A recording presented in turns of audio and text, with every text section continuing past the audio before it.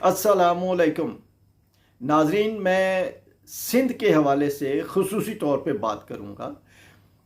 और वो सिंध की जो गवर्नमेंट है उसने जो डेवलपमेंट की है वो सामने आ गई है। सिंध में सैलाब आया, उसने बेपनाह तबाहकारियाँ की। सिंध में यानी अंदरूने सिंध में दो जो शहरी इलाके हैं, मतलब जो कराची और हैदराबाद है उसको अलहदा करें और मैं अंदरूने सिंध की पहले बात करूं। अंदरूने सिंध में दो तबके मौजूद हैं। एक गरीब हारी है जो अक्सरियत में है, और उसके ऊपर जो मुसल्लत है वो वहां का जागीरदार है, वहां का वडेरा है, वहां का रईस है, जो इन अलकाबात के साथ उनको पहचाना जाता है। और वो रईस, वो वडेरा, वो जागीरदार जबरन उन अवाम के ऊपर हुक्मरान बना हुआ है, उनका इस्तेहसाल करता है, और उनके साथ जो ज्यादतियां होती हैं वो आए दिन सामने आती रहती हैं। वो मीडिया के जरिए वो हम सब देखते रहते हैं। अगर बात करें डेवलपमेंट की, पीपल्स पार्टी की गवर्नमेंट जो सिंध में है वो कहती थी कि हमने डेवलपमेंट बहुत ज़्यादा कर दी, हमने हॉस्पिटल बहुत ज़्यादा बना दिए, हमने स्कूल बना दिए, हमने सड़कें बना दी। लेकिन अब पता चला कि वहां पे तो काम ही नहीं हुआ। वो सड़कें भी हवा में बनी, कागजों में बनी, वो स्कूल कागजों में बने, वो हॉस्पिटल कागजों में बने, और बन के दोबारा दरियाबुर्द हो गए। अब उस गवर्नमेंट को ये एक मिल गया, उज़र मिल गया कि हमने बनाए थे, सैलाब ने वो चीज़ें तबाह कर दी। अब वो इसके ऊपर बैठ के मजीद दुनिया से इमदाद लेंगे। किनके लिए? उन गरीब हारियों के लिए लेंगे इमदाद, उनके नाम के ऊपर लेंगे कि हमने इन हारियों की, इन गरीबों की मदद करनी है। कितने शर्म की बात है कि पाकिस्तान का वजीर आजम और सिंध की हुकूमत या इसी तरह कोई और हुकूमत बाहर से लोगों को बुलाते हैं और बुला के फिर उन गरीबों को नीचे चटाइयाँ बिछा के बिठा देते हैं और कहते हैं जी इनसे मिले। ये लोग लुट गए, ये मारे गए, ये पिट गए लोग, इन लोगों के लिए कुछ करना है तो आप इमदाद दें। ये इसी तरह है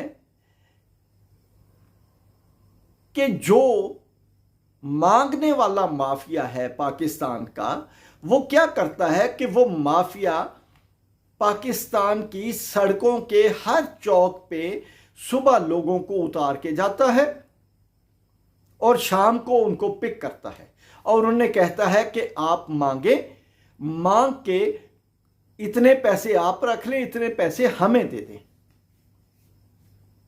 ये बिल्कुल वही प्रैक्टिस है कि जो गवर्नमेंट है वो उनके नाम पे मांग रही है, गरीबों के नाम पे, लेकिन खर्च कहां पे होगा? अमीरों के महल्लात में खर्च होगा। वो महल्लात में रहेंगे और जो मुल्की दौलत है वो लूट के बाहर ले जाएंगे। ये होगा पाकिस्तान का हशर। इन हुकूमतों ने क्यों काम नहीं किया? और कितने शर्म की बात है कि जो खुर्शीद शाह है वो अब भी उसने बयान दिया है कि हम डैम नहीं बनने देंगे। मैं कहता हूं कि एक मीटर रीडर तालीम और तजर्बे के हवाले से सिर्फ इतना होता है कि वो लोगों के घरों पे जाए और मीटर की रीडिंग नोट करके आ जाए। उसे बिजली के और डैमों के निज़ाम का इल्म नहीं होता कि यह बिजली कैसे पैदा होती है और इसकी डिस्ट्रीब्यूशन कैसे होती है। उसको यह पता नहीं होता। उसको यह भी पता नहीं होता कि डैम किस लिए बनाया जाता है और उसके फवायद क्या हैं। अगर डैमों के फवायद ना होते तो पूरी दुनिया में जो हजारों लाखों डैम बने हैं वो ना बने होते। ये जो डैमों के खिलाफ बात करता है वो एक्चुअली पाकिस्तान मुखालफ एलिमेंट है, वो पाकिस्तान के खिलाफ बात करता है। अगर डैम बनेगा तो उसके दो मकासद हैं, पानी की स्टोरेज और बिजली की पैदावार। अगर पानी की स्टोरेज का इंतजाम होगा तो सैलाब नहीं आएगा, बल्कि उस पानी को स्टोर करके जो ज़मीनें बंजर हैं उनको आबाद किया जा सकेगा और जो आबाद हैं उनको बंजर होने से बचाया जा सकेगा। ये एक समझने वाली बात है।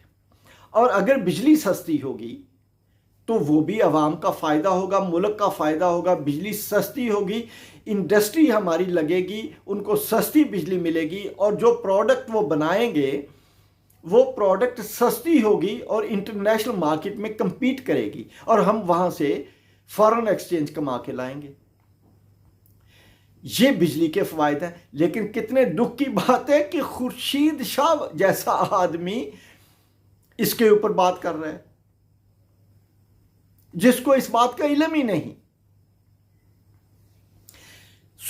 सिंध की बात मैं करता हूं, देही सिंध की बात करता हूं कि इन लोगों को शर्म और हया नहीं आती कि वो सिंधी जो लुट गया, जो पिट गया, जिनके बच्चे अब इन वबाई अमराज में मुब्तला हुए हैं, जो बच्चे मर रहे हैं, जो लोग मर रहे हैं, उनका जिम्मेदार सिंध की गवर्नमेंट है, उनका जिम्मेदार जरदारी है। इसके खिलाफ अवाम को चाहिए कि अवाम उठें, सिंध के अवाम उठें और एक इनकलाब लेके आए। मैं उस इनकलाब की बात कर रहा हूं जो इनकलाब वोट के जरिए आता है।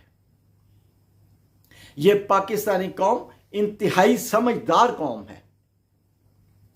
यह कौम 1946 के इंतखाबात में इनकलाब लेके आई और यह पाकिस्तान बनाया। यह कौम अब भी बड़ी समझदार कौम है, लेकिन जुल्म की चक्की में पिस रही है और इतना जुल्म इसके ऊपर हुआ है कि अल्लाह की पनाह मांगनी चाहिए। वो लोग जो 1000 या 1500 वोट की औकात जिनकी नहीं थी, वो मुल्कों के वजीर आजम बने, वो मुल्कों के सदर बने। ये अवाम ने फैसला करना है। और फिर इनकी कलई खुल गई कि सिंध में कोई काम किया ही नहीं था और शर्जील मेमन जैसा बंदा वहां आके बात करता है, उसको शर्म आनी चाहिए। सिंध में बेपनाह काम होने वाला है और मैं कहता हूं कि पाकिस्तान में 10,000 डैम बनने चाहिए। वो डैम बनेंगे तो अवाम में खुशहाली आएगी, अवाम में खुशहाली आएगी तो वो आज़ाद राय कायम कर सकेंगे। लेकिन हमारे यहाँ उनको मुआशी तौर पे महकूम रखा जाता है ताकि वो अपनी आज़ादाना राय कायम ना कर सके। मैं पाकिस्तान जिंदाबाद देखना चाहता हूँ, अवाम जिंदाबाद देखना चाहता हूँ। ये जिंदाबाद होंगे तो पाकिस्तान तरक्की करेगा, अगर ये मुर्दाबाद रहेंगे तो फिर पाकिस्तान तरक्की नहीं करेगा। ये पाकिस्तान इस मुल्क के अवाम के लिए बना था, इस मुल्क की अशराफिया के लिए नहीं बना था। इसके साथ ही मैं इजाज़त चाहूँगा। अल्लाह हाफिज़।